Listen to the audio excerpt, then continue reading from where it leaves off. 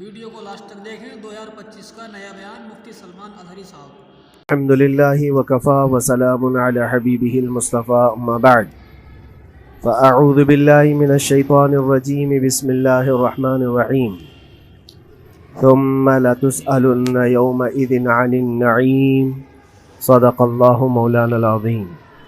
بارگاہ رسالت معاذ صلی اللہ تعالی علیہ وسلم میں درود پاک کا ہدیہ پیش کریں. اللہم صل علی سیدنا و مولانا محمد معدن الجود والکرم وآلہ واصحابہ الکرام وابنہ الکریم وبارک وسلم صلاۃ دائمۃ سرمدا ابدا. قرآن عظیم میں اللہ رب العزت ارشاد فرماتا ہے پھر تم سے ہر نعمت کے بارے میں ضرور پوچھا جائے گا. جو نعمتیں اللہ رب العزت نے تمہیں عطا فرمائی ہیں ان سب کے بارے میں قیامت کے دن پھر سوال کیا جائے گا. یہ سورہ تکاثر ہے جس میں اللہ تعالیٰ فرماتا ہے الہاکم التکاثر. بہت زیادہ چیزیں جب کسی کو مل جاتی ہیں تو غافل ہو جاتا ہے.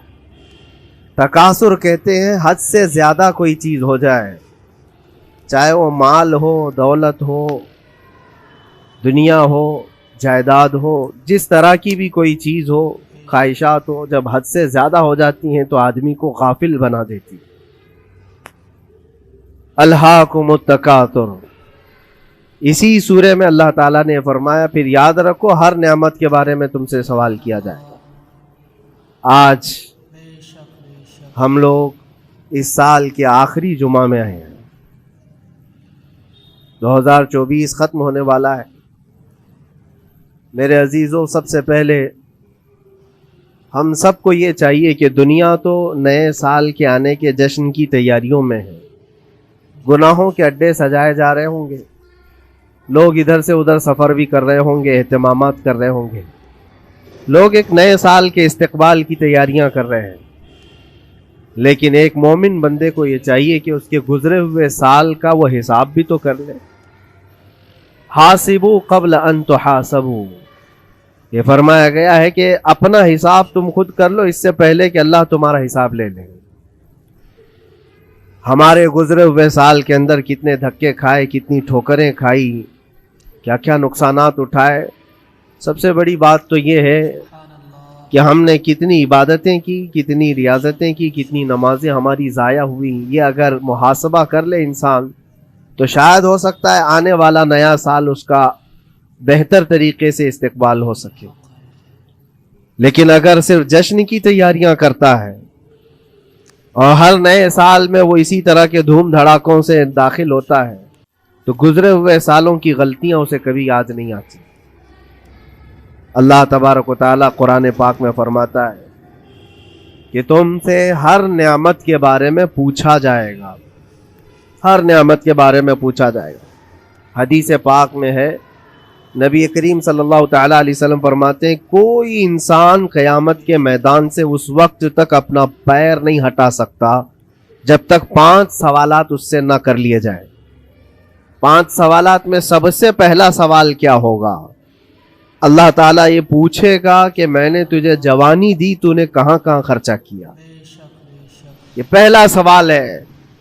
اور محدثین و مفسرین فرماتے ہیں کہ ایک سوال کے جواب میں بندے کو 500 سال بھی لگ سکتے ہیں.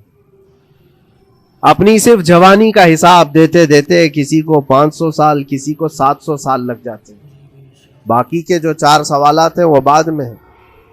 اللہ نے صحت عطا کی تو اس کا استعمال کیسے کیا، دولت عطا کی تو اس کا استعمال کہاں کیا. صرف جوانی کا جواب دینے میں جب 500 سال لگ جاتے ہیں تو پوری زندگی کا حساب کیا دے پائے گا. اسی لیے میرے عزیزوں، جس کے پاس آج جوانی ہے یا گزر چکی ہے وہ غنیمت جانے ہیں، ایک ایک لمحے کو غنیمت جانے. اور ایک حدیث پاک میں آپ کو بتاتا ہوں. اللہ کے حبیب صلی اللہ تعالیٰ علیہ وسلم فرماتے ہیں 5 چیزوں کو 5 چیزوں سے پہلے غنیمت جانو. اس میں سے 2-3 میں ذکر کرتا ہوں. حضور پاک صلی اللہ تعالیٰ علیہ وسلم فرماتے ہیں اپنی صحت کو غنیمت جانو بیمار ہونے سے پہلے. آج صحت مند ہو تو اس کی قدر کرو بیمار ہونے سے پہلے. ہاتھ نہیں ٹوٹا ہے ابھی, پاؤں نہیں ٹوٹا ہے, سر سلامت ہے, سوچنے کی طاقت ہے, زبان سلامت ہے.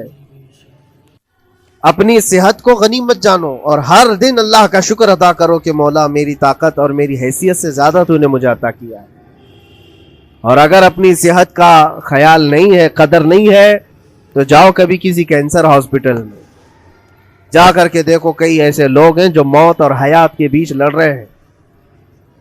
کچھ تو ایسے ہیں جو روز موت کی تمنا کرتے ہیں لیکن موت بھی نہیں.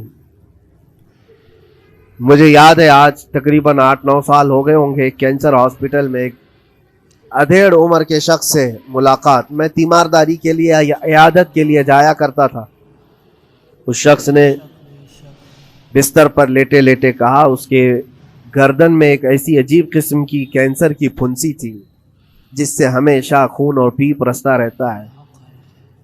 کافی دنوں سے ہاسپٹلائزڈ ہے, لیکن ایک اس کی جو گڑ گڑاہٹ دیکھا اور ریکویسٹ میں نے سنا, کہا کہ حضرت صرف اتنی دعا کر دیں کہ میرا سر اٹھے اور میں سجدہ کر سکوں.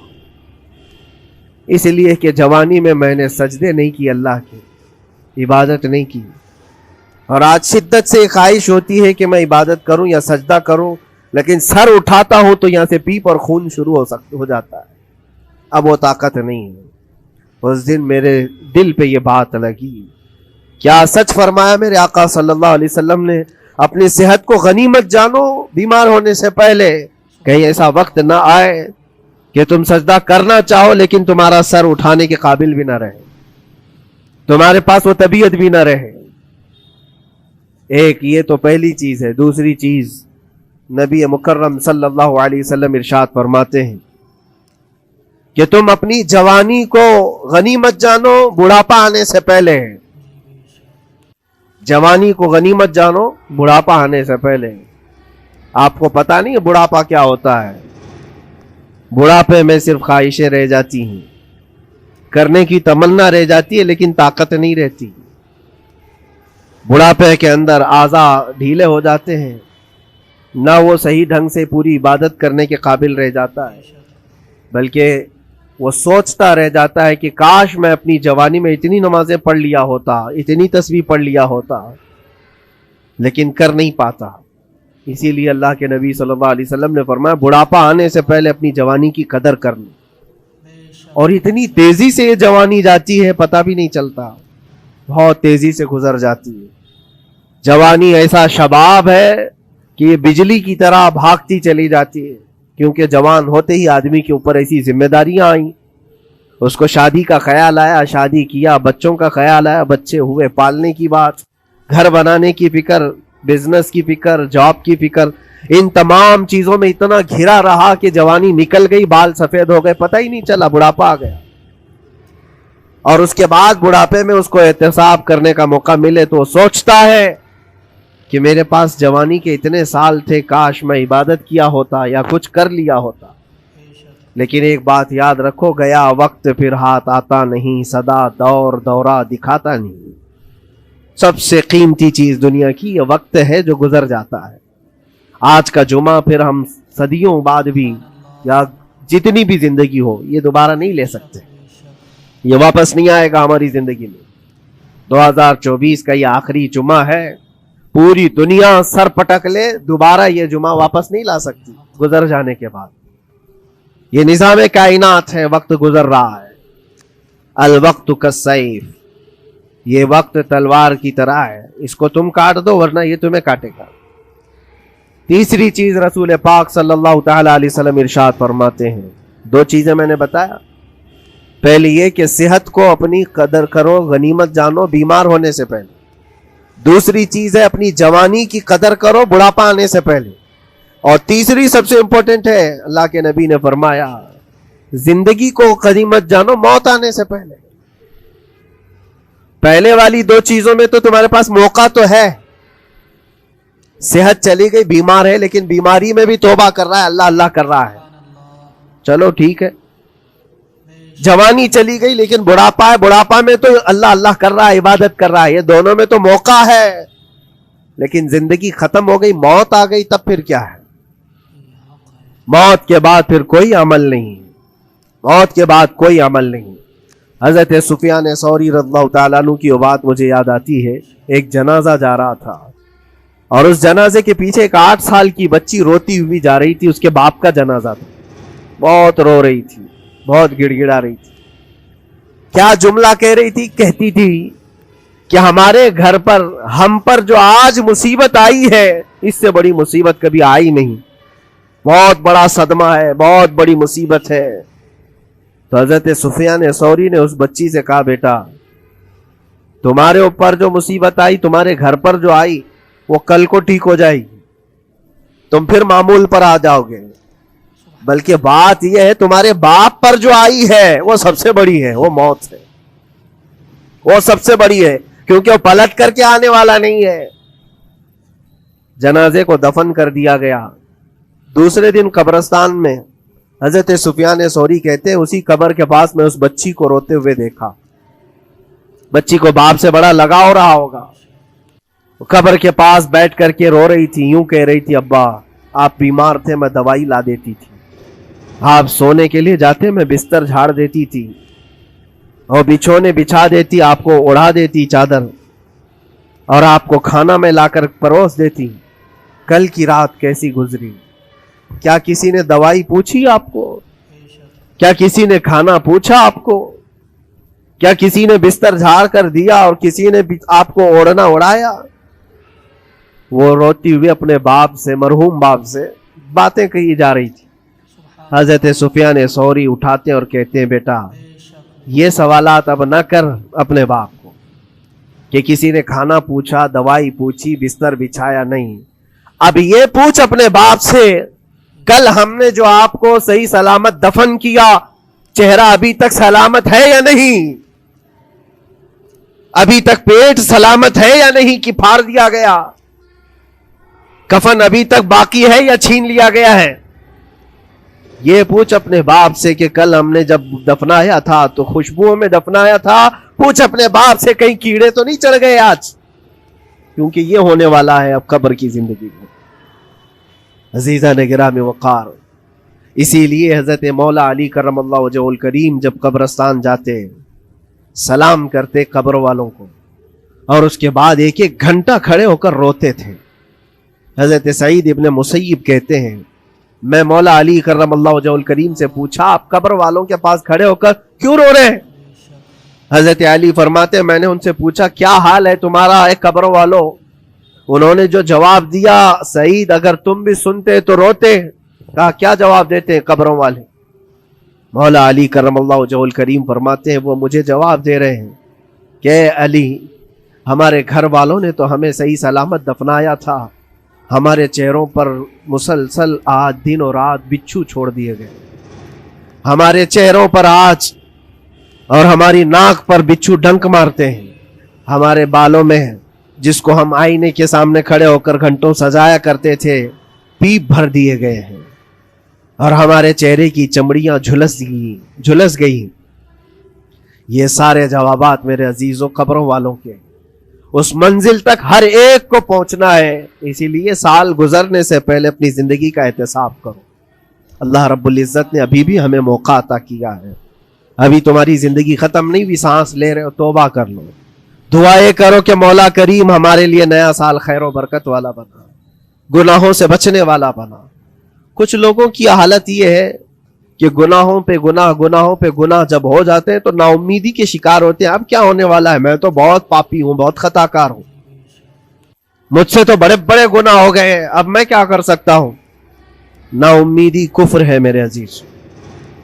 آپ کو بتاؤں, رسول پاک صلی اللہ تعالی علیہ وسلم ایک مرتبہ صحابہ سے فرماتے ہیں, تمہیں پتا ہے اللہ رب العزت کا کرم اور اس کا رحم کیسا ہے؟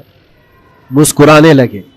صحابہ نے پوچھا آپ کیوں مسکرا رہے ہیں؟ کہا اللہ تبارک و تعالی فرماتا ہے کہ صحرا میں چلنے والا ایک آدمی, غور سے سنیے گا, صحرا ڈیزرٹ, صرف ریت کا میدان, کہیں کوئی جھاڑ نہیں, کوئی عمارت نہیں, کوئی چھاؤں لینے کی جگہ نہیں.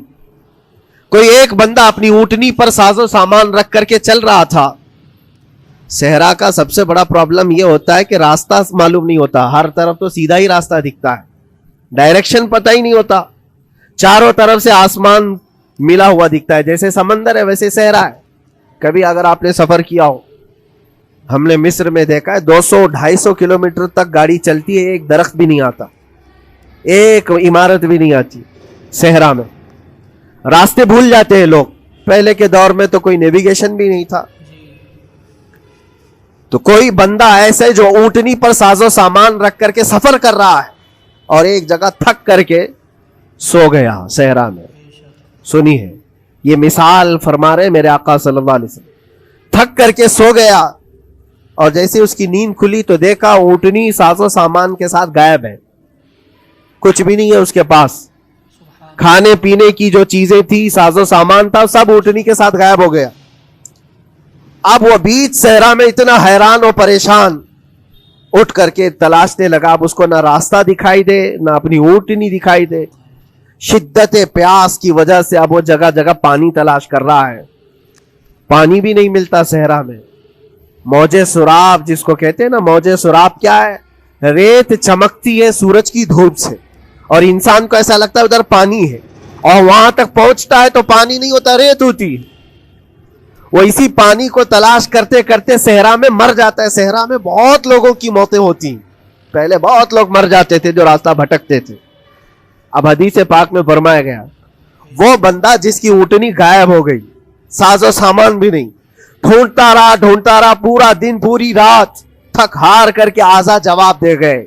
अब ना पानी मिलता है, ना खाना मिलता है, ना अपनी सवारी मिलती है। एक जगह आकर बैठ गया, अपनी आखिरी सांसें गिन रहा था, क्योंकि अब आजा जवाब दे गए थे। सख्त शिद्दत की धूप, सहरा की तपती हुई जमीन और भूख और प्यास की तकलीफ अलग। जैसे ही वो लेटा उसकी आंख लग गई, उसको लगा अब ये मेरी आखिरी सांसें हैं, अब मरने का वक्त करीब आ गया है। फिर उसकी आंख खुलती है। आंख खुलती है तो देखता है उसकी ऊंटनी साजो सामान के साथ पास में खड़ी है, खाना भी भरा हुआ है, पानी भी भरा हुआ है, सब कुछ है। अब नबी पाक सल्लल्लाहु ताला अलैहि वसल्लम सहाबा से पूछते हैं, अरब वाले बहुत अच्छी तरह जानते थे सहरा का सफर क्या होता है। पूछते हैं, ऐ मेरे सहाबा बताओ, उस बंदे को अपनी गुमशुदा ऊंटनी मिलने का कितना अच्छा लग रहा होगा, कितनी उसको खुशी हुई होगी। सहाबा कहते हैं, या रसूल अल्लाह सल्लल्लाहु अलैहि वसल्लम, उसकी तो जान में जान आ गई, सहरा में अपनी गुमशुदा ऊंटनी मिल जाए, खोया हुआ सामान, अपनी गुमशुदा सवारी और पानी मिल जाए, ये तो हयाते नौ की एक बहुत बड़ी खुशखबरी है उसके लिए। हुजूर पाक सल्लल्लाहु ताला अलैहि वसल्लम फरमाते हैं, सुनो, ये मिसाल मैंने बताया, इसी तरह से अगर कोई बंदा गुनाहों में डूब गया है, खताओं में डूब गया है, कसरत से गुनाह करता रहा, फिर थक हार करके एक दिन वापस आ गया, अल्लाह की बारगाह में सजदा रेज हो गया, झुक गया, तो उस गुमशुदा ऊंटनी के मिलने से उस सहरा नवर्द को जितनी खुशी हुई थी, अल्लाह करीम उससे भी ज्यादा अपने बंदे के वापस आने पर खुश होता है। अपने बंदे के वापस आने पर खुश होता है रब तबारक व तआला कि मेरा खोया हुआ बंदा मेरे दरबार में वापस आ गया है। आज हमारे पास वक्त है वापस पलटने का। मेरे अजीजों, ना उम्मीद ना हो, हमें हमारे जाने से पहले हिसाब करने के लिए मौला ने वक्त दिया है। पता है आपको, ये भी मेरे आका सल्लल्लाहु ताला अलैहि वसल्लम की रहमत कामिला है। रब तबारक व तआला से आपने ये दुआ कर कर करके अपनी उम्मत के लिए इतना वक्त दिलाया है कि अल्लाह तबारक व तआला से हुजूर सल्लल्लाहु अलैहि वसल्लम ने यूं अर्ज किया कि मौला मेरी उम्मत को तौबा की मोहलत दे, तौफीक दे, मोहलत दे। कहा कि मरने से 1 साल पहले तक? कहा नहीं, ये बहुत लंबा वक्त है, पता तो नहीं है मरने से 1 साल पहले तौबा करेगा, कब मौत आने वाली मालूम नहीं। कहा मरने से महीना पहले तक? कहा नहीं, ये भी वक्त ज्यादा है। कहा मरने से 1 दिन पहले कोई तौबा कर ले तो माफ कर दिया जाएगा। नबी पाक सल्लल्लाहु अलैहि वसल्लम ने अल्लाह की बारगाह में गिड़गिड़ाते हुए कहा, मौला 1 दिन भी बहुत है, और मौका दे दे मेरी उम्मत को, मेरी उम्मत को और मौका मिल जाए। रब तबारक व तआला ने 1 दिन पहले तौबा करने वाले को माफ करने का वादा फरमाया, लेकिन नबी रहमत सल्लल्लाहु अलैहि वसल्लम ने अर्ज किया कि मौला और भी कम कर दे, رب تعالیٰ فرماتا ہے موت کا جو گرگرا آتا ہے یعنی جو ہچکی آتی ہے فرشتے نظر آنے لگتے ہیں رب تعالیٰ فرماتا ہے اس سے 1 منٹ پہلے بھی توبہ کر لے میں سب معاف کر دوں گا. یہ صرف رسول پاک کی اس امت کے لیے اس امت کا خاصہ ہے. مرنے سے 1 منٹ پہلے بھی وہ آ جائے اللہ کی بارگاہ میں مولا معاف فرما دے گا. عزیزان کرام وقار اسی لیے میں عرض کرتا ہوں کہ وقت تمہارے ہاتھ سے نکلنے سے پہلے تم آ جاؤ اور اسی دربار میں آؤ جہاں بیٹھنے والا صدیق اکبر بنا, جس کے قدموں میں بیٹھ کر فاروق اعظم بنا, جس کی چھاؤں میں چلنے والا عثمان ذو النورین بنا اور جس کا لعاب پاک پی کر کے حیدر کرار بنا. اس دربار میں آ جاؤ, کامیابی ہماری وہیں رکھی ہے. اللہ کریم ہمارا یہ گزرا ہوا سال اس میں جتنے ہماری غلطیاں کوتاہیاں کمیاں بیشیاں گناہ ہوئے ہیں مولا اپنے فضل و کرم سے معاف فرما دے اور آنے والے نئے سال کو ہمارے لیے خیر و برکت والا ایمان و استقامت والا سال بنا دے.